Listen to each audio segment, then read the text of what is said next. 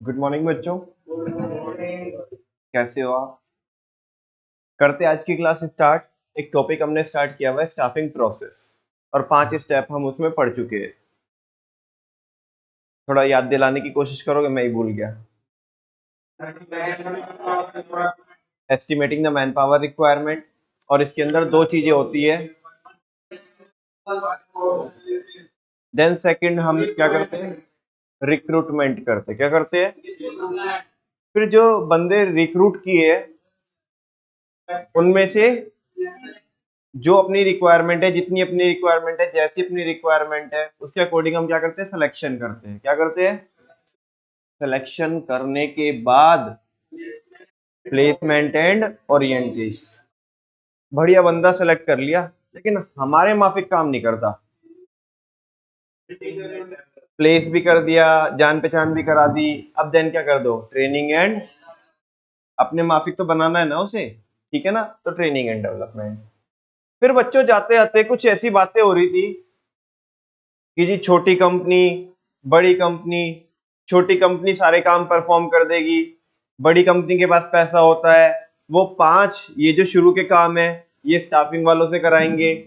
बाद के जो 3 एडवांस लेवल के जो एक्टिविटीज है, स्टेप्स है, वो किससे कराएंगे? एचआर से कराएंगे। थियोरेटिकली तो यही है। थियोरेटिकली तो ये है कि 8 के 8 स्टेप छोटी कंपनी के अंदर कौन परफॉर्म करेगा? Staffing department. अब सवाल ये भी हो सकता है कि जी छोटी कंपनी के अंदर एचआर क्यों नहीं बोला आपने? बेटा उसके लिए स्पेशलाइज लोग लगते हैं, है ना? वो आपका एक सेपरेट, मतलब all together next level department होता है। छोटी कंपनी के पास ऑलरेडी फंड्स कम है, तो वो स्टाफिंग डिपार्टमेंट से काम चला लेती है, ठीक है ना? तो 8 के 8 स्टेप वो उन्हें परफॉर्म करने होते हैं। मतलब जो कुछ करना है स्टाफिंग वालों ने करना है छोटी कंपनी में। बड़ी कंपनी में पढ़ा तो हमने ये है कि 5 ये और 3 वो परफॉर्म करते हैं, लेकिन कोई कंपनी ऐसा करती नहीं है। बड़ी कंपनी की रिपीटेशन नहीं करती है कि एक नॉर्मल बंदे भी रखेंगे एक डिपार्टमेंट में और एक हाई एंड बंदे भी रखेंगे। वो सारा काम किससे करा लेते हैं? हाई एंड बंदे से करा लेते हैं। और होता तो प्रैक्टिकली कुछ और भी है, ठीक है ना? वो बाद में बताएंगे। बेसिकली पता है आपको क्या होता है? आउटसोर्सिंग का नाम सुना होगा आपने, है ना? आउटसोर्सिंग भी होती है। बहुत सारी कंपनी क्या करती है, ये काम खुद करती नहीं है स्टाफिंग का। ये जो ह्यूमन रिसोर्स डिपार्टमेंट बना के नहीं रखती अपने यहाँ पे, वो यही काम किसी एजेंसी से करवाते हैं, जिसको आउटसोर्सिंग बोलते हैं, ठीक है? हाँ, वो कंपनी का काम ही यही होता है, ठीक है? तो 5 स्टेप हो गए। और बच्चों थोड़ा सा बताओ मेरे को, हमने एस्टिमेट करा, 2 कॉन्सेप्ट के थ्रू करा, देन रिक्रूट कर लिया, उसमें से सिलेक्शन कर लिया, उसे प्लेस कर दिया और उसका ओरिएंटेशन करा दिया। हमारे माफिक नहीं था, उसे ट्रेनिंग दे दी, और उसको डेवलप कराने के हर एक मॉड्यूल हमने क्या किए? तैयार किए हैं। अभी क्या करने की बारी आएगी?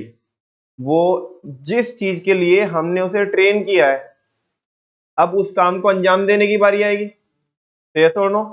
वो काम को परफॉर्म करेगा, वो काम को परफॉर्म करेगा। अच्छा, वो स्टाफिंग का तो पार्ट नहीं होना चाहिए, वो तो काम परफॉर्म करेगा। लेकिन अपन लोग, हमारी एज अ मैनेजमेंट, हमारी क्या जिम्मेदारी बनती है अभी के टाइम पे? या हम कौन सा स्टेप परफॉर्म करेंगे? हमने तो उसे ट्रेनिंग दे दी, डेवलपमेंट करा दिया उसका। अब वो काम को, जिस काम को करने के लिए हमने उसे बुलाया था, वो काम को अंजाम देगा। लेकिन हम क्या करेंगे? हम करेंगे कि जब वो अपने काम को परफॉर्म कर देगा, अपने टास्क को परफॉर्म कर देगा, असाइनमेंट को पूरा कर लेगा, हमने क्या करना है? हमने उसकी परफॉर्मेंस को क्या करना है? इवैल्यूएट करना है। क्या करना है? हमने उसकी परफॉर्मेंस को इवैल्यूएट करना है। उसको बोलते हैं परफॉर्मेंस अप्रेजल। क्या बोलते हैं? Performance appraisal. ये बंदे की परफॉर्मेंस कैसी रही, उसकी परफॉर्मेंस को क्या करेंगे? इवैल्यूएट करेंगे हम, ठीक है ना? उसकी परफॉर्मेंस को अप्रेज करेंगे, मतलब फाइंड आउट करेंगे कि जैसा हमने चाहा था वैसा इसने काम किया या नहीं किया। अच्छा, लॉजिकल है या ऐसे ही बस जो कुछ मन में आ रहा है वही कर रहे हैं? भाई जब हमने, यार एक बात बताओ, मैंने तुम्हें पढ़ा दिया, है ना, तुम्हें ट्रेनिंग डेवलपमेंट जो कराना है तुम्हारा वो करा दिया मैंने, क्या उसके बाद में तुम्हारी परफॉर्मेंस को इवेल्युएट नहीं करूंगा क्या? हाँ, किसके थ्रू करेंगे? मैं टेस्ट के थ्रू करूंगा। समझ में आ रही है ना? अच्छा, वो वो भी परफॉर्मेंस को क्या कर रहे हैं? इवेल्युएट कर रहे हैं। उनके अपने अपने मेथड होंगे परफॉर्मेंस को क्या करने के? इवेल्युएट करने के। बहुत सारे पैरामीटर्स हो सकते हैं कि जैसे एम्प्लॉय पंक्चुअल है या नहीं है, टाइम पे रिपोर्टिंग करता है या नहीं करता है, मीटिंग में अटेंड रहता, मतलब मीटिंग को अटेंड करता है या नहीं करता है, ठीक है ना? अच्छा, अपना जो जो भी असाइनमेंट होता है वो डेडलाइन पे कर देता है या नहीं कर देता है। इन सारे फैक्टर्स को लेकर के, पैरामीटर्स को लेकर के उसकी परफॉर्मेंस को बोल दो, उसकी परफॉर्मेंस को इवेल्युएट किया जाता है, परफॉर्मेंस अप्रेजल। अच्छा, जब हम परफॉर्मेंस उसकी इवेल्युएट कर लेंगे, जब हम उसकी परफॉर्मेंस को इवेल्युएट कर लेंगे, देन हम किसके बारे में सोचेंगे? उसकी ग्रोथ के बारे में सोचेंगे। किसके बारे में सोचेंगे? यानी कि promotion and career planning. Promotion and, अभी अगर वो अच्छा परफॉर्म कर रहा होगा, जो हमने परफॉर्मेंस अप्रेजल में अगर उसको अच्छा पाया, कई बार तुमने ऐसा भी देखा होगा, बच्चों तुम्हारे बड़े भाई बहन होंगे और लेट सपोज तुम्हारी मम्मी बोल रही है या तुम्हारी चाची ताई जी जो भी है, ठीक है ना, घर पे ऐसा, अगर ज्वाइंट फैमिली में रहते हो, कुछ भी है, कोई भी कंडीशन हो सकती है, तुम अगर किसी बंदे को ऐसे को जानते हो कि जो किसी कॉर्पोरेट में जॉब करता है और एक बारी के लिए मान लो तुम्हारी फैमिली से बिलोंग करता है, तुम्हारी मम्मी या तुम्हारी ताई जी, तुम्हारी चाची बोल रही है भाई बेटा अभी छुट्टी ले लेना 5 दिन की, कुछ तो घर में फंक्शन है और उसमें तेरा इन्वॉल्वमेंट होना जरूरी है। वो कह रहा है नहीं नहीं नहीं नहीं मम्मी, मैं अभी छुट्टी नहीं ले सकता ऑफिस से, बिकॉज अभी अप्रेजल चल रहा है। क्या चल रहा है? मेरे को तो मतलब समझ में नहीं आया यार उसकी परफॉर्मेंस क्या हो रही है? साला पूरे साल तो घिसवाई, पूरे साल तो घिसवाई, और अभी क्या हुआ? अभी जब परफॉर्मेंस चेकिंग होने की बारी आ रही है तो इंप्रेशन क्या चला जाएगा? गलत चला जाएगा, और जितनी पूरे साल में मेहनत की थी वो सब क्या हो जाएगी? है ना? मैनेजर तो ये देखेगा, पुरानी बातें भूल जाएगा, जो हमारा सीनियर है, जो हमारा बॉस है, जो अभी करंट स्टेटस चल रहा है, देखो कैसा आदमी है। बताओ जी, पता है परफॉर्मेंस अप्रेजल चल रहा है, इतनी हरकतें तो जब कर रहा है, पहले तो पता नहीं क्या गुल खिलाए होंगे, समझा ना? पहले तो पता नहीं क्या गुल खिलाए होंगे, अभी इतनी हरकत कर रहा है तो सारा इंप्रेशन खराब हो जाएगा। खैर जान दो, वो बात की बात है।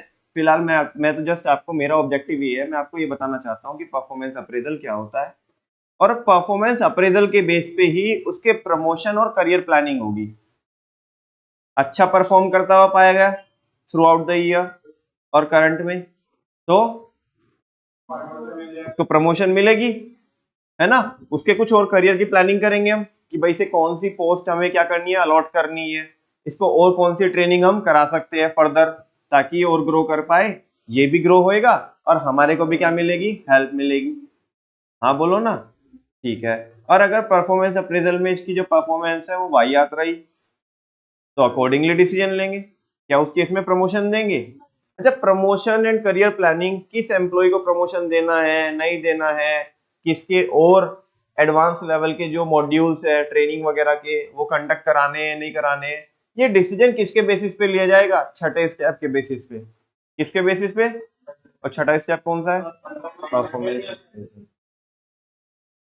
और आप देखना बिल्कुल एक सीक्वेंस चल रहा है, हमने उसकी परफॉर्मेंस को इवैल्यूएट किया, देन उसकी किसके बारे में बात की हमने?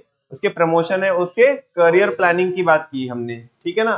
और फाइनली बेटा ठीक है, हमने उसे प्रमोशन भी दिया, सारी चीजें दी, सोचना किसके बारे में पड़ेगा आपको एट लास्ट, बिकॉज अच्छी वर्कफोर्स को आप रोक के रख सकते हो by paying the handsome salary. No, उन्हें अच्छी सैलरी दोगे तो आप एग्जिस्टिंग स्टाफ को, वर्कफोर्स को रोक के रख सकते हो और नए वाले को अट्रैक्ट कर सकते हो, नए वाले को अट्रैक्ट कर सकते हो। तो फाइनली आपको कॉम्पनसेशन, कॉम्पनसेशन समझते हो आप क्या होता है? Compensation, it is a overall पे। ये क्या होता है? ओवरऑल पे होता है ना? मतलब एक एम्प्लॉय को हम जो पे करेंगे, वेदर वो बेसिक सैलरी हो, वो परक्यूजेट्स हो, वो अदर बेनिफिट्स हो, वो किसी भी टाइप का अलाउंसेस हो, वो कोई भी टाइप की आपकी फैसिलिटी, वो पर्क में मैंने बोल ही दिया कि पर्क्स मिल रहे हैं आपको, ठीक है ना। तो सबको मिला करके बेसिकली जो कंपनी की सीटीसी होती है, सीटीसी समझते हो, कॉस्ट टू कंपनी, पहले भी चर्चा हुई है शायद इस बारे में, कॉस्ट टू कंपनी की कंपनी को कितनी कॉस्ट आ रही है, ठीक है ना। और यही देखो कंपनी के एंगल से तो कॉस्ट है, सारे बच्चों को पता है, इकोनॉमिक्स के स्टूडेंट हो आप, कंपनी के एंगल से तो क्या है, कॉस्ट है, अगले वाले का एक कॉम्पनसेशन है, मतलब एक के एंगल से खर्चा है, एक के एंगल से इनकम है, ठीक है ना। तो कंपनी क्या कर रही है, कॉम्पनसेशन जो पॉलिसी है ना, उसके बारे में उसे क्या करना पड़ेगा, डिसीजन लेना पड़ेगा कि जिस बंदे का हमने प्रमोशन दिया है या जिसको नहीं दिया है, या जैसा भी है, जिस टाइप के भी एम्प्लॉइज है, किसको कितना पे करना है, किसको हम कैसे रोक के रख सकते हैं, है ना, किस कंपनी को हाइक कब देनी है कब नहीं देनी। जैसे अभी मैं इसी करंट ईयर की बात करूं तो किसी भी आईटी कंपनी ने हाइक नहीं दी अपने एम्प्लॉइज को, क्या नहीं दी, हाइक नहीं दी, क्योंकि आईटी कंपनी के लिए एनवायरनमेंट थोड़ा क्या नहीं हो रहा अभी करंट में, फेवरेबल नहीं हो रहा, है ना। तो फाइनेंशियल क्राइसिस से होकर के उन्हें गुजरना पड़ रहा है। इतने में कुछ ठीक ठाक सा होता है इंडियन इकोनॉमी के अंदर, तो ये आपस में कोई दूसरी कंट्री आपस में लड़ने लगते हैं, कभी इसराइल लड़ रहा है, कभी हमास, और कभी ये रशिया, तो आपस में चलता रहता है ना। उतना उनको उनको तो चलो जितना फर्क पड़ता है वो पड़ता ही है, उससे ज्यादा हमारे को फर्क पड़ता है, हमारी मार्केट पहले घुस जाती है अंदर, समझा क्या आपको, ठीक है ना। खैर वो अदर फैक्टर है, लेकिन मैं क्या बोल रहा हूँ आपको कि अगर आपको टैलेंटेड वर्कफोर्स को रोके रखना है और टैलेंटेड वर्कफोर्स को आपको अट्रैक्ट करना है, तो आपकी जो कॉम्पनसेशन पॉलिसी होनी चाहिए वो क्या होनी चाहिए, साउंड होनी चाहिए। क्या आपने कभी सोचा है कि कभी तो किसी ऑर्गेनाइजेशन में कहीं पे आपने फील किया हो कि जो अच्छी वर्कफोर्स होती है वो रुकती क्यों नहीं है। ये चैप्टर की शुरुआत की थी हमने और ये बोला था अगर वाहियात बंदा आपके यहाँ पे आकर के आपके ऑर्गेनाइजेशन में लॉन्ग टाइम तक रुक गया और अच्छा बंदा कुछ पल भी नहीं रुका, तो दोनों ही सिचुएशन क्या है, बड़ी डेंजरस है। यस और नो। आपने कई बार किसी भी ऑर्गेनाइजेशन में फील करते हो कि कभी कभी बरसों में एक अच्छा बंदा आता है और वो 15 दिन के अंदर छोड़ के भाग जाता है ना, क्यों, बिकॉज उसको अच्छे से क्या नहीं मिल रहा होगा, पे नहीं मिल रहा होगा। भाई जो मेहनत करेगा उसे तो क्या चाहिए, money is the basic motivator which can motivate any person, because जरूरतें सबकी सेम होती है। और बेटा अगर वो उनकी जरूरतें भी पूरी नहीं होगी तो इंसान कैसे क्या होगा, मोटिवेट नहीं हो सकता। से और नो। अगर उसको अच्छा पैसा नहीं मिलेगा तो रुकेगा नहीं। अच्छा वाहियात क्यों रुक जाता है, वाहियात लॉन्ग टाइम तक क्यों रुक जाता है, उसे पता है कि कहीं ठीक ठाक जगह मेरे को क्या नहीं मिलेगा, मेरे को जॉब नहीं मिलेगी, है ना, इज्जत की जगह कहीं ठीक ठाक जगह मेरे को जॉब नहीं मिलेगी, बस तो तेरा तो कंफर्ट जोन यहीं पे है, तो यहीं पे रुक के बैठ जा। अगलों को भी यही चाहिए, ठीक है ना, उसे भी पता है मेरे को कोई ढंग की जगह जॉब मिलेगी नहीं, तो वहां पे रुक के बैठ जाएगा, है ना। अपने आप तो बर्बाद है ही है, बाकी बहुत सारी जिंदगी भी क्या करेगा, बर्बाद करेगा। ऑर्गेनाइजेशन का कल्चर क्या करेगा, टॉक्सिक बनाएगा, ठीक है ना। तो फाइनली 3 स्टेप के बारे में आपको बता रहा हूं मैं, उनके बारे में थोड़ा थोड़ा मैंने बताया, मैं बहुत ज्यादा क्लेम नहीं कर रहा हूँ कि मैंने बहुत ज्यादा बताया आपको, रस्म अभी पूरी कर देंगे जो भी टेक्स्ट होगा। Finally staffing is a 8 step process. कितने स्टेप होते हैं, starting from the scratch, estimating the manpower requirement, इसके अंदर दो कॉन्सेप्ट होते हैं, वर्कलोड एनालिसिस और workforce analysis. Second recruitment, third one is, next one is placement and orientation, then training and development. अब training भी दे दी, तो अब तो हम तो ये चाहेंगे ना कि हमारे अकॉर्डिंग काम करे, वो काम परफॉर्म करेगा, हम क्या करेंगे, एचआर का काम क्या है, ह्यूमन रिसोर्स मैनेजर का काम क्या है, परफॉर्मेंस अप्रेज करना, तो परफॉर्मेंस अप्रेजल। नेक्स्ट है, इसी के बेसिस पे क्या होगा, प्रमोशन एंड करियर प्लानिंग, और जैसी प्रमोशन एंड करियर प्लानिंग होगी उसी के अकॉर्डिंग क्या होगा, कॉम्पनसेशन डिसाइड करेंगे। ये सब काम बच्चों ह्यूमन रिसोर्स मैनेजर का होता है, किसका होता है, ह्यूमन रिसोर्स मैनेजर। आपकी अगर इजाजत हो तो मैं आगे पढ़ा सकता हूँ, चलूँ आगे, चलूँ। यहाँ तक कल बच्चों हमने देख लिया था, ये आपको बोल्ड में जो टेक्स्ट दिख रहा है एक बार फिर पढ़ लो इसे।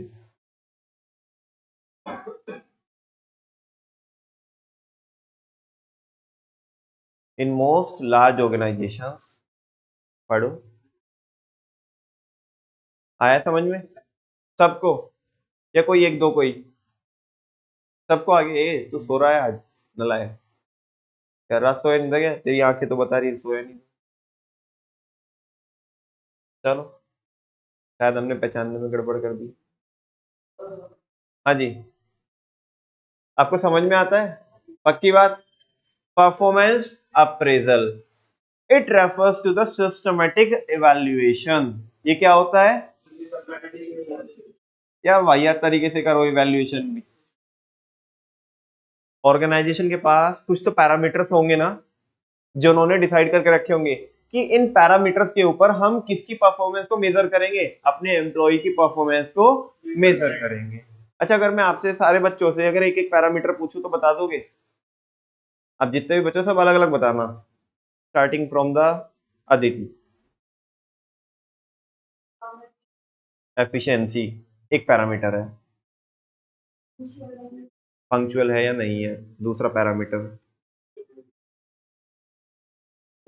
तुमने क्या बोला था? Efficiency, effectiveness.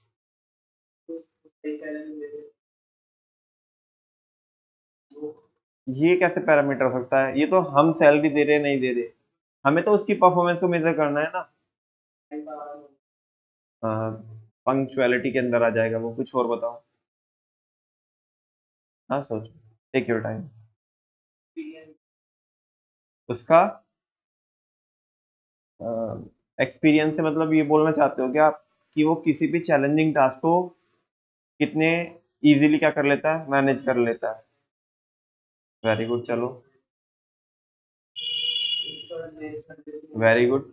उसका बिहेवियर या उसका नेचर कैसा है, ठीक है ना? क्या वो आइसोलेशन में रहना पसंद करता है या टीम को? हाँ, उसके अंदर ऐसी कैपेसिटी है, कैपेसिटी टू गेट अलोंग, कि वो साथ में लोगों को लेके चल सकता है। Very good. हाँ, उसके पास स्किल्स है या नहीं है किस काम को करने की जो हम उससे परफॉर्म करा रहे हैं। Very good.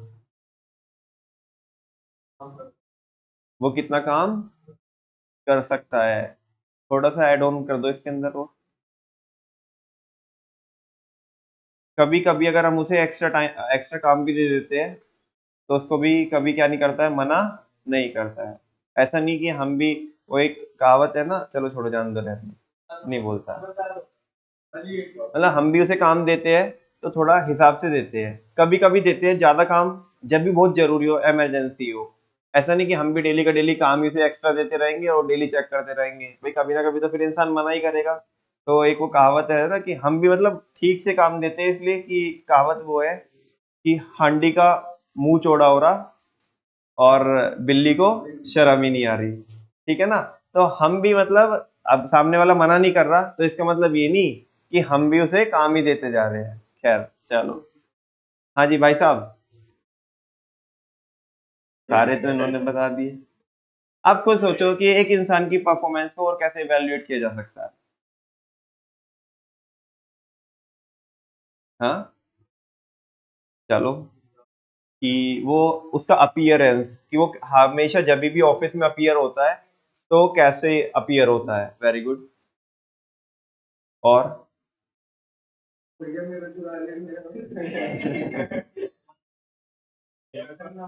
हाँ जी, यानी कि उसकी लीडरशिप आप बोल रहे हो। लीडरशिप, ठीक है ना? उसकी कम्युनिकेशन जो स्किल्स है वो हो सकती है कि कम्युनिकेशन स्किल्स उसकी कैसी है ना? वो इनिशिएटिव लेता है या नहीं लेता, बहुत सारी चीजें हैं। वो कोऑर्डिनेशन बना के चलता है या, है ना, वो लोगों को कोऑपरेट भी करता है या। अरे अब तो सब याद आ जाएंगे तुम्हें, इतने सारे कॉन्सेप्ट तो पढ़े हमने। तो इन इन सारे पैरामीटर्स के ऊपर क्या हो सकती है बच्चों, किसी भी इंसान की परफॉर्मेंस को इवैल्यूएट किया जा सकता है systematically. It refers to the systematic evaluation of employees' performance against predetermined standards. अरे यही तो पूछ रहा था मैं आपको, यही तो पूछ रहा था मैं आपको, यही तो प्री डिटरमाइंड स्टैंडर्ड पूछ रहा था। मतलब वो कह रहा है कि एम्प्लॉइज की परफॉर्मेंस को यहाँ पे हम सिस्टमेटिकली इवेल्युएट करते किसके अगेंस्ट, मतलब कुछ तो पैरामीटर्स होते होंगे जो हमने पहले से क्या करके रखे हैं, डिसाइड करके रखे हैं, तो उन्हीं को बोलते हैं प्री डिटरमाइंड स्टैंडर्ड। जो आप बता रहे थे स्टैंडर्ड ही तो बता रहे थे कि भाई वो पंक्चुअल है या नहीं है, वो कोऑपरेट करता है नहीं करता है, उसके अंदर लीडरशिप है या नहीं है ना, कम्युनिकेशन स्किल्स है या नहीं है, इनिशिएटिव लेता है नहीं लेता है, डिसिप्लिन में रहता है, अपीयरेंस है, इफेक्टिवनेस है, एफिशिएंसी है, ये जो सारी चीजें आप बता रहे हो ये प्री डिटरमाइंड स्टैंडर्ड ही तो है। And their potential for development, और यहाँ पे हम ये भी चेक करते हैं कि आज कैसा परफॉर्म कर रहे तो करते ये चेक, लेकिन फ्यूचर में कितना डेवलप कर सकता है ये भी देखेंगे। बिकॉज अगर फ्यूचर में डेवलप ही नहीं कर पाएगा तो फिर हम इसको ज्यादा रिस्पॉन्सिबिलिटी वाली जॉब नहीं देंगे, इसके करियर की प्लानिंग वैसे करेंगे नेक्स्ट स्टेप में। और अगर ये फ्यूचर में मतलब एक देखो एक बंदा तो ऐसा होता है कि हमने आधी चीज बताई, समझ गया मैं पूरा समझ गया, बताने की जरूरत नहीं है। एक बंदा ऐसा है कि जिसको तुम पूरी पूरी बात 5-5 बार बताओगे तो आधी बार जब समझेगा वो, समझा ना। प्रमोशन किसे मिलेगी जल्दी, समझा ना। हाँ बोलो। तो ये बोल रहा है कि and their potential for development, यहाँ पे हम ये भी चेक करते हैं सामने वाले बंदे का पोटेंशियल चेक करते हैं कि वो कितना डेवलप कर सकता है, कि अगर हम इसे फ्यूचर में थोड़ा चैलेंजिंग जॉब दे या ज्यादा रिस्पॉन्सिबिलिटी की जॉब दे तो उसको वो एफिशिएंटली संभाल पाएगा या नहीं संभाल पाएगा। ठीक है। The aim is to determine the potential of an employee for better assignment, अरे ये तो बोला मैंने अभी, तुम्हें समझा, पढ़ो तुम। The aim is to determine मतलब ये काम को करने का, ये काम मतलब परफॉर्मेंस अप्रेजल करने का मकसद क्या है, to determine the potential of an employee, ताकि हम एक एम्प्लॉय का क्या पता लगा सके, पोटेंशियल, उसका कैलिबर पता लगा सके हम, फॉर बेटर असाइनमेंट, कि वो उस लायक है भी या नहीं भी है कि हम उसे बेटर असाइनमेंट सौंपे। प्रमोशन, प्रमोशन के लायक है भी या इतना नालायक है कि इसका ट्रांसफर करना पड़ेगा। यहाँ तो इसने आतंक मचा रखा है, यहाँ तो इसने, भैया बैंक मैनेजर है क्या है, ऐसा कोई बंदा नहीं है हमारे एरिया में जिसको लोन ना मिला हो, और सारी पार्टी लोन भी ऐसे ऐसे को दिया हो जो पक्का पक्का एनपीए होना है, क्या होना है, एनपीए होना है। एनपीए समझते हो आप, नॉन परफॉर्मिंग एसेट, ठीक है ना। बैड डेट की एंट्री डालनी पड़ेगी हमें, ठीक है ना, प्रोविजन बना करके एंट्री डालनी पड़ेगी हमें, ऐसा इसने काम छोड़ा नहीं है। तो अब इसे क्या करेंगे, इसे इसे ट्रांसफर करेंगे, इसे ट्रांसफर ऐसी ब्रांच में करेंगे जहाँ पे लोन का काम होता ही नहीं है, ठीक है ना, समझा क्या। तो ऐसी जगह इसे ले जाके डालेंगे। तो कह रहे हैं कि परफॉर्मेंस इवैल्यूएशन के बेसिस पे ही हम डिसाइड करते हैं कि उसको बेटर असाइनमेंट देने हैं नहीं देने हैं, उसका प्रमोशन करना है या नहीं करना है, उसका ट्रांसफर करना है या नहीं करना है। इन सारी बातों के बारे में सोचा जाता है कौन से स्टेप में, हाँ, परफॉर्मेंस अप्रेजल के बेस पे इन सारी बातों के बारे में सोचा जाता है, ठीक है ना। आगे, all organisations have some formal और इनफॉर्मल मींस, हर एक ऑर्गेनाइजेशन में कुछ फॉर्मल तरीके होते हैं और कुछ इनफॉर्मल तरीके होते हैं। फॉर्मल तरीके जो कंपनी की पॉलिसी के अंदर है, सबको पता है कि भाई इनके बेसिस पे क्या होती है, परफॉर्मेंस चेक होती है। कुछ मैनेजर्स के अपने इनफॉर्मल तरीके भी होते हैं परफॉर्मेंस को इवेल्युएट करने के, है ना, मतलब आउट ऑफ द बॉक्स जाके ऑर्गेनाइजेशन से अलग जाकर के भी मैनेजर्स क्या कर लेते हैं, चेक कर लेते हैं, ठीक है ना। परफॉर्मेंस को कैसे चेक करते हैं नमन भैया, थोड़ा बताओगे आप। ऐसा होता है बच्चों, कुछ एम्प्लॉयज ऐसे होते हैं टीम में कि जो बड़ी केयर करते हैं अपने सुपीरियर की, और ऐसी बात नहीं है, पलट के सुपीरियर भी क्या करता है, बड़ी केयर करता है, ठीक है।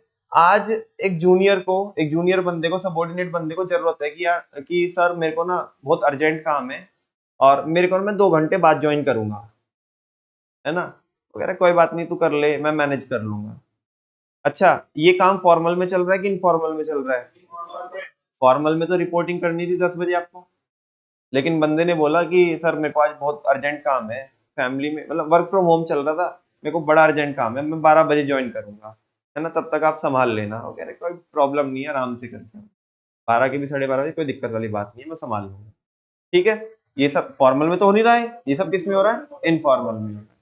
अच्छा, फॉर्मल की टाइमिंग तो शाम को 6 बजे तक थी, है ना, इसने 12:30 ज्वाइन किया, 6 बजे ऑफ कर दिया, हो गया। अभी एक हफ्ते बाद उसके ऊपर बड़ा प्रेशर है, उसके ऊपर बड़ा प्रेशर है। उसने बोला कि यार बड़ा प्रेशर है, जूनियर को बोल रहा है, जो सीनियर बोल रहा है जूनियर को कि यार बड़ा प्रेशर है काम का, और क्लाइंट के साथ आज क्या है, मीटिंग है ना, सारा हमें क्या करना है, डिस्कस करना है, जो भी अभी तक हमने फाइंडिंग्स हमारी रही है वो सारी डिस्कस करनी है क्लाइंट के साथ। अगले ही 8 बजे मीटिंग है, ठीक है ना, और थोड़ा काम पेंडिंग है, ये तू एक्स्ट्रा कर देना आज, ठीक है ना। तो कह रहा क्या मतलब, 6 बजे तक की तो टाइमिंग है, मैं नहीं करने का, ठीक है ना। अब ये तो आउट ऑफ बॉक्स चल रहा है ना बिल्कुल। हाँ बोलो। अच्छा, अभी वो मैनेजर ने ये परफॉर्मेंस, लेट सपोज ये परफॉर्मेंस ही चेक कर रहा है, इसकी परफॉर्मेंस इवैल्यूएट कर रहा है कि कभी अगर जब हम इसकी बात मानते हैं क्या ये भी हमारी बात मानता है, क्या नहीं मानता है, कभी ये भी कोऑपरेट करता है कि नहीं करता है आउट ऑफ द बॉक्स जाकर के, है ना, या बस ये तो अपने ही फ्रेमवर्क के अंदर है, ठीक है। इसने मना कर दिया तो कोई बात नहीं, ये बातें भुलाई कोई जाती है, याद तो सब रखा जाएगा। अभी परफॉर्मेंस अप्रेजल नहीं चल रहा, जब परफॉर्मेंस अप्रेजल चलेगा तो हम हमारे रिमार्क अकॉर्डिंगली देंगे, यस और नो। हाँ बोलो ना। मैनेजर के रिमार्क तो जाएंगे ना कि उसकी टीम में कौन सा बंदा कैसा है, कौन हाई परफॉर्मर है ना, तो वो अकॉर्डिंगली रिमार्क देगा। लेकिन इसने बोला अरे सर कैसी बात कर रहे हो यार, आप छोटी चिंदी बात कर दी आपने। अब कोई बात नहीं, जब अभी तक भी नहीं होगा ना ये काम, कोई बात नहीं हम करेंगे। मैं बाकी के जो एम्प्लॉइज है ना, उनको भी एक बार जो साथ वाले हमारे ग्रुप के, मतलब इनफॉर्मल, अभी देखो इसके इनफॉर्मल ग्रुप होंगे एम्प्लॉय के, तो वो बोल रहा है कि ठीक है मैं बाकी लोगों से भी बात करता हूँ कि वो भी कॉपरेट करेंगे। तो क्या बताओ, ये मैनेजर ये, फिर अगेन वही बात कि ये बातें भुलाई कोई ना जाती है, याद तो सारी चीजें रखी जाती है, पॉजिटिव भी और केवल एक हर एक ऑर्गेनाइजेशन में भाई सीनियर पागल कोई है कि वो इतने लोगों को डील कर रहा है, इतने लोगों को संभाल रहा है, तो छोटी से छोटी चीजों को ध्यान रखेगा नहीं रखेगा, है ना, कि कब कब चीजें फेवर में जा रही थी, कभी कभी अनफेवर में जा रही थी, किसने क्या किया है, वो बात अलग है कि सामने से दिखाता नहीं है ना, लेकिन याद तो सारी चीजें रहती है कि किसने कब किस टाइम पे क्या कैसे किया था, और ये सारी चीजें कब किस पे काम में आएगी, परफॉर्मेंस अप्रेजल में, ठीक है ना। तो कह रहे हैं कि कुछ तो फॉर्मल तरीके होते हैं, जो मैंने अभी आपको पूछा था, कुछ क्या होते हैं इनफॉर्मल तरीके भी होते हैं परफॉर्मेंस को क्या करने के, इवेल्युएट करने के। अभी हमने आपको कोई असाइनमेंट दिया, ठीक है, टीम का फॉर्मल में तो टीम कर ही रही है, लेकिन सामने से कोई बोलता कहाँ है, क्या दिक्कतें आ रही है, हमने इनफॉर्मल में क्या करा लिया, किसी एम्प्लॉय से क्या करा लिया, टैली करा लिया कि एक बार थोड़ा फीडबैक दो बाकी एम्प्लॉयज का कि वो इस असाइनमेंट को लेकर के कितने एक्साइट है, ठीक है ना, कि कितना एक्साइटमेंट उनके अंदर है। उसने पूछा, कह रहे भाई यार दिमाग चला दिया था असाइनमेंट, तब वाहियात असाइनमेंट है, ठीक है ना। अब ये फॉर्मल में तो नहीं पता लगा सकते थे, इनफॉर्मल में पता लग गया। तो परफॉर्मेंस को इवैल्यूएट करने के बच्चों फॉर्मल तरीके भी होते हैं, इनफॉर्मल तरीके भी होते हैं। और अभी तो ठीक है, चलो आपको शायद इतनी बात ये ज़्यादा समझ में ना आए जो मैं बोलना चाहता हूँ, क्योंकि अभी तो आप बचपने में हो। हाँ हूँ तो ठीक है, अभी तो तुम्हें लोड लेने की आदत नहीं है ना, अभी तो तुम्हें बस इतना ही लोड लगता है कि टीचर ने कुछ बोल दिया हमें, और बस वही हमारे ऊपर लोड है, हमें कुछ काम करने के लिए बोल दिया। अभी तो प्रैक्टिकल लाइफ में तो अभी तुम एंटर किए ही नहीं हो, अभी तो जस्ट वो स्कूल के एग्जाम दे रहे हो, है ना, लाइफ के एग्जाम दोगे तो पता पड़ेगा कि कितनी एडवर्सिटीज से होकर के निकलना होता है, और कितने चैलेंजेस को फेस करना होता है। किसी भी फील्ड में आप जाओगे, किसी भी फील्ड में आप जाओगे, इवन कॉर्पोरेट ज्वाइन करोगे, कॉर्पोरेट को ज्वाइन करने से पहले आप किसी कॉलेज में जाओगे, कितनी पॉलिटिक्स खेली जाती है, उसको कैसे डील करना होता है, कैसे हैंडल करना होता है, अभी तो वो सारी चीजें बाकी है, ठीक है ना। स्कूल लाइफ तो बेस्ट है ही है, क्योंकि यहाँ पे प्रेशर नहीं है, यहाँ पे ज्यादा लोड नहीं है, यहाँ पे बस इतना ही लोड है कि तुम्हें पढ़ना है बस, ठीक है ना, पढ़ना है, पढ़ते रहो, परफॉर्म करते रहो, पढ़ते रहो, परफॉर्म करते रहो, बस इतना है ना। और जो आपको कोई बोलता है तो आपको ऐसा लगता है कि नहीं नहीं यार इसने हमें कैसे बोल दिया, लेकिन कोई बात नहीं दोस्त, अभी पिक्चर बाकी है ना। अभी 12th के बाद निकलने के बाद पता पड़ेगा आपको कि किसी भी ऑर्गेनाइजेशन में किस टाइप की पॉलिटिक्स होती है, और कैसे कैसे फॉर्मल तरीकों को यूज किया जाता है, कैसे कैसे इनफॉर्मल तरीकों को यूज किया जाता है, ठीक है। तो मैं क्या कह रहा हूँ यहाँ पे लिखा हुआ ही है और वो सबको पता ही है, all organisation have some formal और इनफॉर्मल मीन। हर एक ऑर्गेनाइजेशन के पास कुछ अपने फॉर्मल तरीके होते हैं और कुछ इनफॉर्मल तरीके होते हैं of evaluating the performance of their employees. अपने परफॉर्मेंस की किसको चेक करने के लिए, अपने एम्प्लॉइज की सॉरी मैंने कुछ गलत बोला ना, हाँ मैंने परफॉर्मेंस की बोल दिया, मैंने ऐसे बोलना चाहिए था अपने एम्प्लॉइज की परफॉर्मेंस को चेक करने के लिए। से सुनो, ठीक है। अभी जो मैंने लास्ट टाइम अभी मैं एग्जांपल दे रहा था ना आपको कि वो चीजें याद रखी जाएगी और जो सीनियर है वो सारी चीजें याद रखेगा कि कब वो, ये ऑर्गेनाइजेशन के पॉलिसी के अंदर नहीं था, उन्होंने फॉर्मल तरीके बताए। ये मैनेजर अपने लेवल से उसने इनफॉर्मल तरीके क्या किए, ड्रॉ किए। और क्योंकि मैनेजर का रिमार्क जाएगा तो फिर फॉर्मल के साथ और इनफॉर्मल का कॉम्बिनेशन होकर के जो भी फाइनली रिमार्क जाएगा उसके अकॉर्डिंग क्या होगा, ये वाला स्टेप परफॉर्म किया जाएगा, promotion and career planning. It becomes necessary for all organizations to address career related issues। एक इंसान जो हमेशा मेहनत कर रहा है आपके ऑर्गेनाइजेशन के अंदर, आप उसे एक ही पोजीशन पे रखोगे तो क्या उसे ये मोटिवेट करेगा, क्या बोलो ना, क्या उसे मोटिवेट करेगा? वो भी तो चाहता है कि मेरी क्या हो, ग्रोथ हो। तो कह रहे हैं कि ये जरूरी हो जाता है किसी भी ऑर्गेनाइजेशन के लिए कि वो किन प्रॉब्लम को एड्रेस करे, जो हमारे एम्प्लॉइज की करियर रिलेटेड जो इश्यूज है, जो प्रॉब्लम्स है, उनको क्या करे, एड्रेस करे, उनको सॉल्व करे, and promotional avenues for their employees. और वो किसके बारे में भी सोचे, अपने एम्प्लॉइज के प्रमोशन के बारे में भी सोचे। ऐसे नहीं कि तुमने जिंदगी में से एक खोपचे में डाल के रखा तो उसे हमेशा कह रहे हिलना चाहिए यहाँ से, ठीक है ना, डीमोटिवेट हो जाएगा भाई, ठीक है ना, लोग स्विच कर देंगे, आपकी कंपनी को छोड़ के चले जाएंगे। क्यों रहेगा वो वहां पे? समझ में आ रही है आपको बात? उसको क्या चाहिए, आप यार ठीक है तुम अपनी कंपनी की ग्रोथ करोगे, लेकिन हमें भी तो अपनी जिंदगी में क्या चाहिए, एम्प्लॉइज को भी तो क्या चाहिए, ग्रोथ चाहिए ना। तो वैसा कह रहे हैं कि manager need to design activities to serve employees long term interest also. जो मैनेजर्स होते हैं, खासकर ह्यूमन रिसोर्स मैनेजर, उनको ऐसी एक्टिविटीज डिजाइन करनी चाहिए ताकि वो क्या कर पाए, एम्प्लॉय की जो लॉन्ग टर्म क्या है, इंटरेस्ट है, जो उसकी लॉन्ग टर्म इंटरेस्ट की जो नीड्स है वो भी क्या होनी चाहिए, सेटिस्फाई होनी चाहिए। अच्छा, लॉन्ग टर्म में एक इंसान क्या अपने आप को यहीं पे देखता है, आज अगर आज यहाँ पे है तो यहीं पे देखेगा। कह रहे कि हम, किसी ने उससे ऐसे ही पूछ लिया, उसके दोस्त ने उससे ऐसे पूछ लिया कि भाई तू 5 साल बाद क्या प्लान कर रहा है, कि अपने आप को कहाँ पे देख रहा है, कि 5 साल बाद कहाँ होगा? कह रहे साला मेरे को तो कुछ भी समझ में नहीं आ रहा कि मैं यहाँ से खिसक भी पाऊंगा क्या, ठीक है। वो लग रहा है कह रहे अच्छा चल 10 साल बाद बता, कितने साल बाद, 10 साल बाद बता कि अपने आप को कहाँ पे देखता है। कह रहे भाई कोई स्कोप नहीं दिख रहा है यहाँ पे ग्रोथ का, मैं तो चिपक रहा है, मेरे को फेविकोल लगा के रखा है। कह रहे तो क्या ऐसी तैसी करा रहा है तू यहाँ पे, निकलना। वो कह रहे खुरचना पड़ेगा, निकलना, मैं ही खुरच देता हूँ तेरे को आज यहाँ से, ठीक है ना, चल ले क्या, कौन चा ले क्या, ठीक है, मैं खुरचता हूँ। कह रहे स्विच कर इस कंपनी को, बिकॉज यहाँ पे तेरी ग्रोथ नहीं है। केवल फिर वही वाली बात, अरे केवल ऑर्गेनाइजेशन का कोई ना देखना है कि बस ऑर्गेनाइजेशन का फायदा हो, एम्प्लॉइज भी तो अपना देखेंगे ना कि हमारी ग्रोथ हो रही है कि नहीं हो रही है। जस्ट ऑर्गेनाइजेशन की ग्रोथ होनी चाहिए, ऑर्गेनाइजेशन की ग्रोथ भी तभी होगी जब एम्प्लॉइज की ग्रोथ होगी। आप आज खुश हो रहे हो, एम्प्लॉइज की ग्रोथ रुकेगी तो ऑर्गेनाइजेशन की ग्रोथ भी रुक जाएगी, स्टैग्नेट हो जाएगी। समझ में आ रही है बात? तो कह रहे हैं कि मैनेजर को इस तरह की एक्टिविटीज डिजाइन करनी चाहिए ताकि जो एम्प्लॉइज की लॉन्ग टर्म नीड्स है वो भी क्या हो सके, फुलफिल हो सके। दे मस्ट एनकरेज एम्प्लॉइज, उन्हें एम्प्लॉइज को एनकरेज करना चाहिए टू ग्रो, कि तुम क्या करो। जो कंपनी बहुत ज्यादा कॉन्शियस होती है ना, वो एम्प्लॉइज के पास मेल करती है, एचआर की मेल आती है, एचआर की मेल आती है कि भाई तुम्हारे ये ट्रेनिंग मॉड्यूल्स पेंडिंग है, इन ट्रेनिंग मॉड्यूल्स को क्या करो, कंप्लीट करो, क्योंकि फ्यूचर में तुम्हें बेटर असाइनमेंट तभी मिलेंगे। समझ में आ रही है ना बात?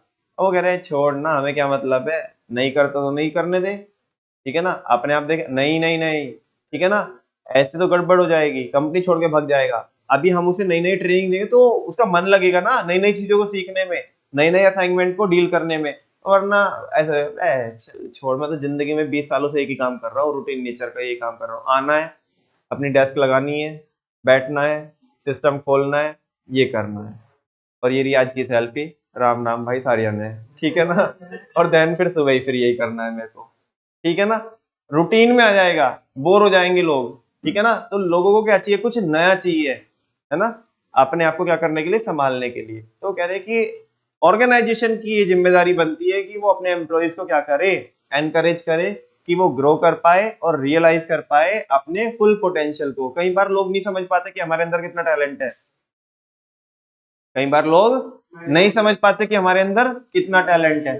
तो फिर कोई तो क्या चाहिए, कोई तो श्री राम चाहिए या कोई तो सुग्रीव चाहिए जो हनुमान जी को याद दिला सके कि तुम्हारे पास कितनी पावर है ना, कितना टैलेंटेड आप हो, है ना। हाँ हाँ जी, जय श्री राम बोल करके और हम, हाँ जी ठीक है, समझ में आ रहा है ना आपको। बेसिकली मैं क्या बोल रहा हूँ बच्चों, ए बच्चों बोलो ना, मैं क्या बोल रहा हूँ आपको, मैं ये बोल रहा हूँ कि ऑर्गेनाइजेशन की रिस्पॉन्सिबिलिटी बनती है कि वो अपने एम्प्लॉयज को एनकरेज करे, किस चीज के लिए, कि भाई वो भी क्या करे, ग्रो करे, और वो भी अपना जो फुल पोटेंशियल है कि तुम्हारे अंदर क्या एक्सपेक्टर है उसको तुम रियलाइज करो। तुम्हें समझ में नहीं आ रहा कि तुम क्या चीज हो, हमें पता पड़ रहा है तुम क्या आइटम हो, तुम्हें बता रहे हैं, ठीक है ना। तो तुम भाई ये कर सकते हो, लेकिन तुम्हें समझ में नहीं, तो ये चीज का हम तुम्हें एहसास करा रहे हैं, ठीक है ना। आगे, promotions are an integral part of people's career. ना ना ना, मुझे नहीं आया समझ में भाई, प्रमोशन के बगैर लोग नहीं रह सकते, करके देख लो तुम, एक इंसान को 3-4 साल एक ही पोजीशन पे रोक के रखो, रुकेगा नहीं बिल्कुल भी भाई, प्रमोशन चाहिए, ठीक है ना। 3-4 साल तो बहुत ज्यादा बोल दिए, मुश्किल से मुश्किल 6 महीने, ठीक है ना।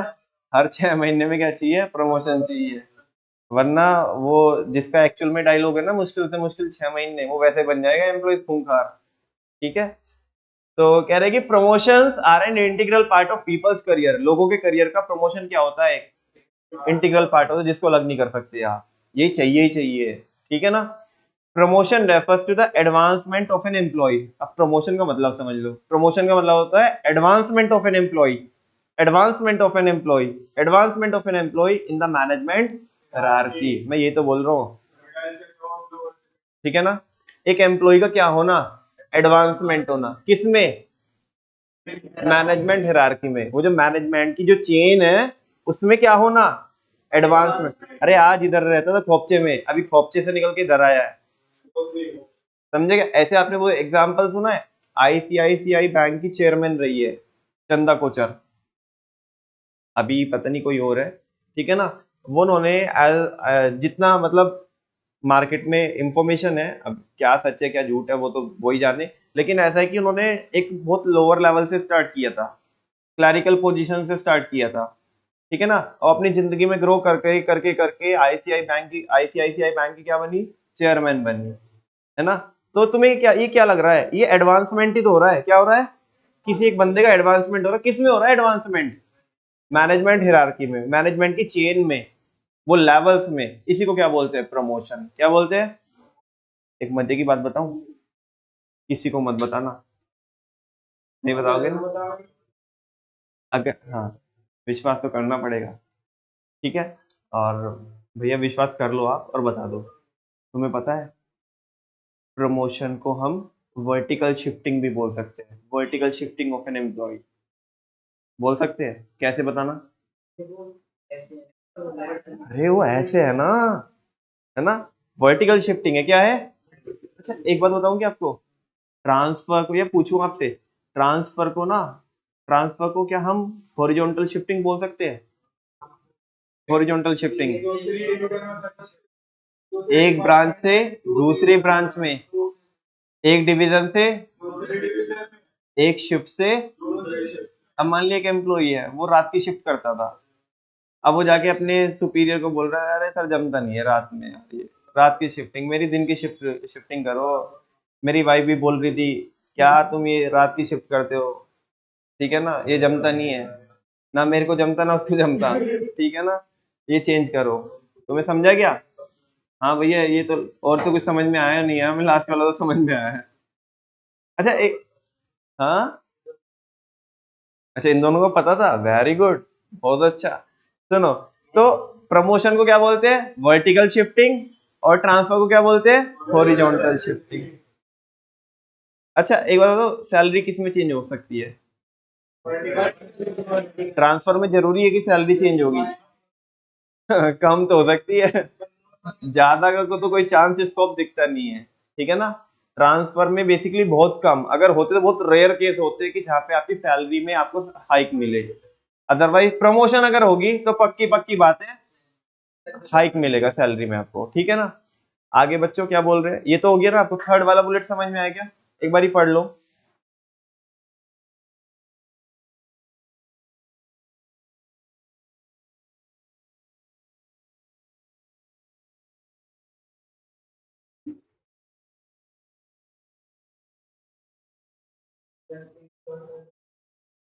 इज्जत।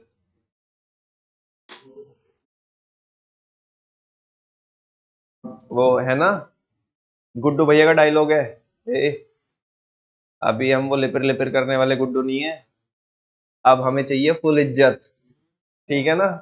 तो वैसा, क्योंकि बिकॉज अब क्या मिल चुका है, प्रमोशन। पहले तो ऐसे ही, क्या तुम ऐसे हल्के में लेते थे क्या, ठीक है ना। अभी मत लेना, अब चाहिए हमें फुल।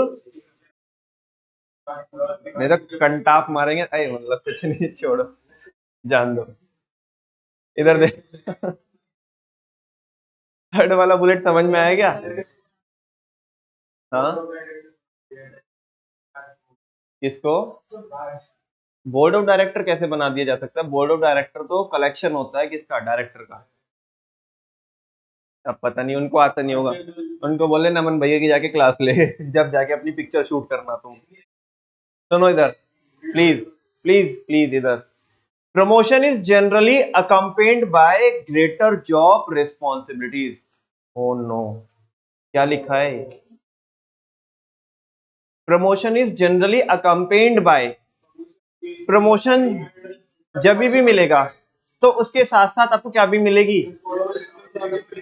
बिकॉज सारे बच्चों को पता है कि जैसे जैसे हम मैनेजमेंट हिरार्की में ऊपर ऊपर जाते जाएंगे तो रिस्पॉन्सिबिलिटीज, बेटा जितना इंसान सीनियर लेवल पे होता है ना, बचकानी हरकतें नहीं कर सकता। मुझे क्या पता, इस तरह के शब्द उसकी डिक्शनरी डिक्शनरी में नहीं होते, मुझे क्या पता मैं क्या करूं, है ना, मुझे क्या मतलब है इससे। अरे भाई, जैसे जैसे तुम्हारा एडवांसमेंट हो रहा है ना, स्किप नहीं, भाग नहीं सकते तुम अपनी जिम्मेदारी से। जवाब भी तुम्हें देना पड़ेगा, परफॉर्म भी तुमने करना पड़ेगा। तुम नहीं जवाब दोगे तो क्या क्या सुपरवाइजर, क्या वर्कर जवाब देंगे क्या कि कंपनी को प्रॉफिट कहीं नहीं आया? तो जैसे जैसे कह रहे हैं कि जैसे जैसे प्रमोशन होता जाता है तो वैसे वैसे जॉब रिस्पॉन्सिबिलिटीज भी बढ़ती जाएगी। मोर पे भी आपको, अभी मैं उसी के बारे में बात कर रहा था, हायर स्टेटस। स्टेटस भी क्या, अरे पहले से खोपचे में पड़े रहते थे तुम। सेपरेट कैबिन मिला है अभी, क्या मिला है? सेपरेट कैबिन मिला है, और कैबिन में भी कोई बंदा ऐसे एंटर नहीं कर सकता, नॉक करके परमिशन लेके एंटर आएगा करेगा, ठीक है ना। उसके ऊपर जाओगे और पहले अपॉइंटमेंट लेना पड़ेगा, क्या लेना पड़ेगा?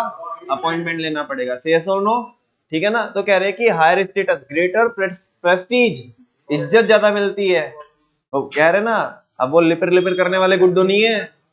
हाँ, अब चाहिए फुल इज्जत, अब हो चुकी है प्रमोशन, ठीक है ना, एंड ग्रेटर जॉब सेटिस्फेक्शन। और जब जिंदगी में ये सारी चीजें लोगों को मिलती है ना, तो लोग क्या होते हैं, सेटिस्फाई होते हैं, तो सेटिस्फेक्शन भी मिलता है, ठीक है ना, finally. And the last one is compensation.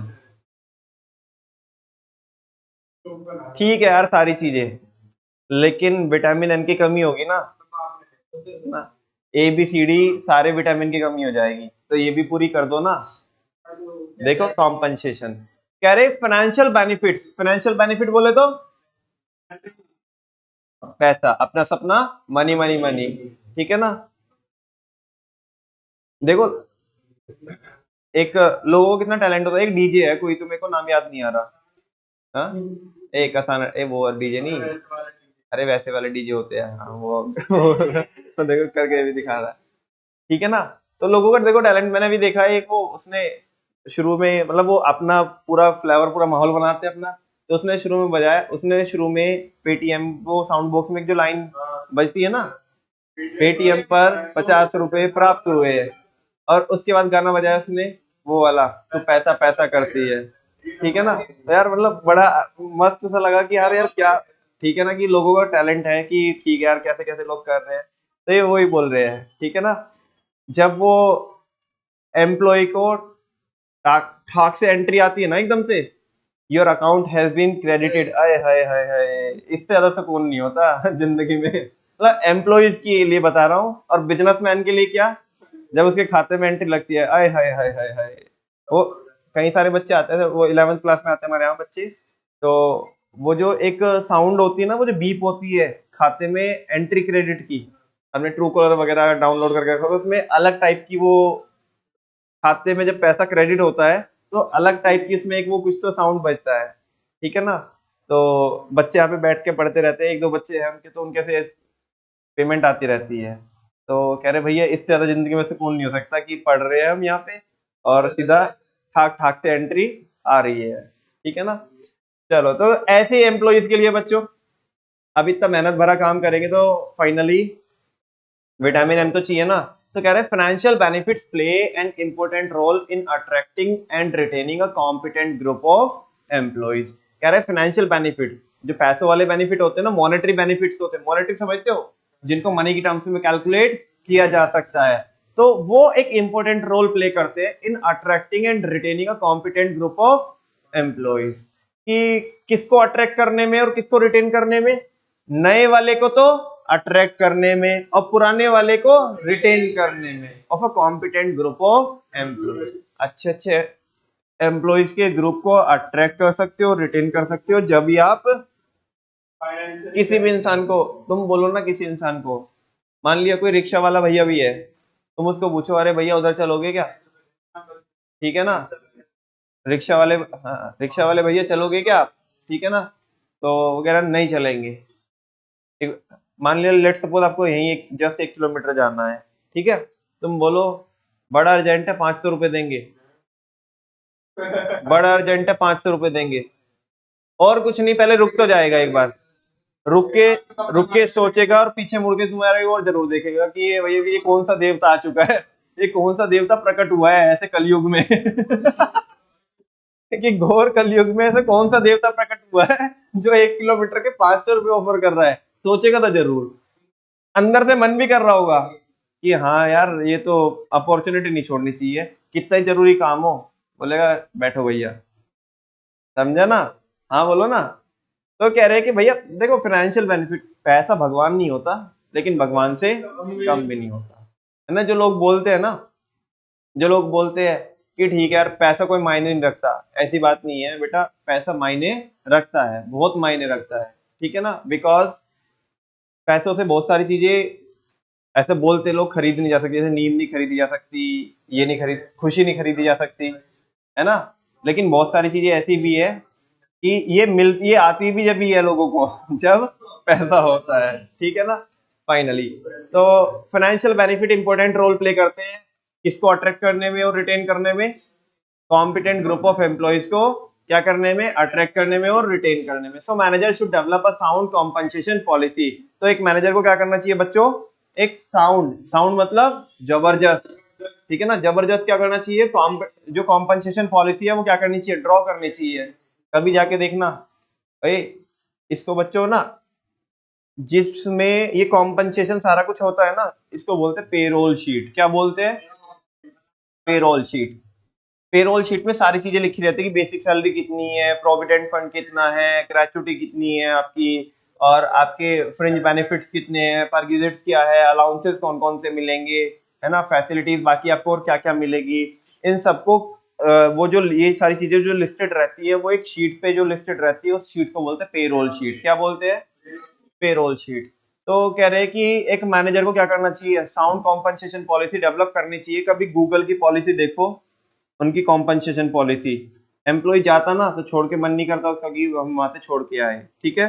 Because अच्छा कभी कभी थोड़ा सा ऐसा ये अश्नीर ग्रोवर भी खेल जाता है, आपने देखा हो, नहीं नहीं ठीक है, मतलब सारी चीजें नहीं बोल सकते, मतलब कि सारी चीजों से तुम उसकी एग्री करो वो जो भी बोलता है, लेकिन कुछ चीजों में बहुत अच्छा खेल जाता है। उसका एक फर्म बिलीव है कि भाई तुम अपने ऑर्गेनाइजेशन को जब भी ग्रो करा सकते हो कि जब तुम्हारे यहाँ पे बेटर से बेटर बंदा आएगा, और अच्छी बात है ये हमने सबसे यहाँ पे शुरू में पढ़ा है, because human resources are the foundation of any business, ठीक है ना। वो क्या करता है, वो एम्प्लॉय को रिटेन करने के लिए जब ऑफर लेटर देता है ना, क्या देता है, ऑफर लेटर, तो ऑफर लेटर में ही वो मैकबुक भेज देगा। अब बंदा पहले ही वो कह रहा है साला कितना बढ़िया होगा, ये कंपनी कितनी अच्छी होगी, जिस कंपनी में काम करने वाला जो ऑफर लेटर के साथ ही मेरे को क्या दे रही है, मैकबुक दे रही है।